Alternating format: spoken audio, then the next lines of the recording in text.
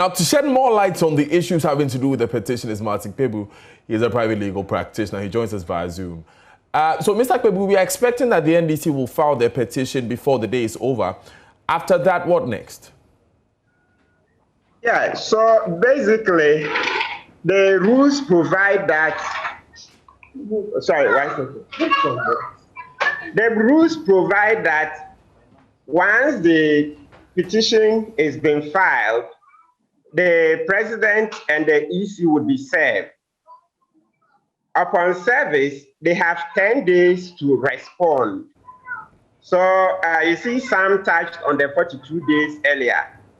The key thing to note is that the 42 days will only begin to count upon service. So the day of service is when the 42 days will begin to count. So if the president is not served for, let's say, 1 week after, and the same for the EC, the 42 days don't begin to count. Now, so let's assume that today, the president and the EC will be served after the filing. 10 days later, they are supposed to file their response. Then, by the 15th day, the court will be empaneled, and then the parties would appear before the court to prepare for the trial. That stage is called pre-trial. So at this stage, the court would look at the evidence. Is everything in order? If there, of course, some of the evidence is oral, but I'm talking about the one that is paper evidence or maybe objects and any other things. So they will check to see whether these are in order. If they are, and then the trial would be scheduled to start on the 16th day. So that by law, the trial is supposed to take 7 days. So from the 15th day to the 21st day, they are supposed to hold the trial and conclude same latest by the 21st day. Then the judges have 21 days to retire and prepare their verdict. So you see, it's 21 days. It's possible out of the 21, they can say, look, we are done in 10 days. All it takes is that the law has given them a maximum of 21 days to bring out their verdict. So that is what adds up to get the 42, starting from the day that the president and the EC are served. So, Mr. Kpebu, what's your expectation of the Supreme Court as it determines this matter? We know, for instance, that there will be a public viewing, a public telecasting of the trial process.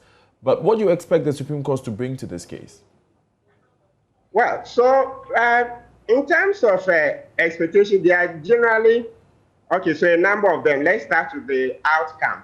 So the outcome is generally either a win or a loss. Remember what Dan Latte once said, that his running mate would either be a man or a woman. So generally, that's on the light side, either a win or a loss. But technically, this is what it boils down to. Either the NDC will be making a case that there have been so many violations that have affected the votes to such an extent that if the court discounts those votes that are affected, then either President Akufo-Addo did not get at least 50% of the votes, or Mr. John Dramani Mahama. So you see, I refer to NDC, not the NDC, sorry, it's Mr. Mahama himself, because NDC is not supposed to be a party. Yeah, so Mr. Mahama will make that case that he has won outright, or Mr. Akufo-Addo did not garner enough votes to get that 50+1. So we should go for a runoff. So these are the basic, or let me say, the outcomes. But in getting to the outcome, back to your question, what is the expectation? One of my expectations is that, just as was done in 2012, this time round, the Supreme Court will once again grants permission that the proceedings be broadcast live so that Ghanaians can get an opportunity to follow the proceedings. You know, transparency helps a lot. At least, even though most of our populace are not lawyers, but they are also reasonable human beings. So when they follow the evidence, they can also begin to judge for themselves, even before the Supreme Court comes with its decision.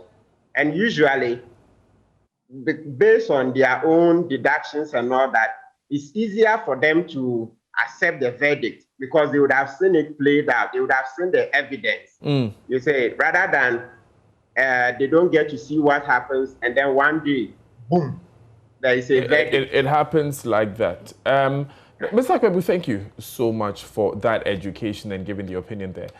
Martin Kpebu, of course, is a legal practitioner here in the country. We are still monitoring the courts to see when the NDC presents that petition before the day is over. And your most credible news source will definitely bring you that. Remember, we're still your election headquarters. You're live on Joy News Desk. The Roads Minister, Kwesi Amakwata, is asking the opposition NDC to graciously accept the outcome of the election petition as they prepare to head to the Supreme Court to contest results of the December 7 elections. Now, he asked also that the party should advise its supporters to refrain from the burning of tires on the roads, insisting such practices damage the roads. He asked the police to arrest and prosecute persons involved in the act, describing it as criminal.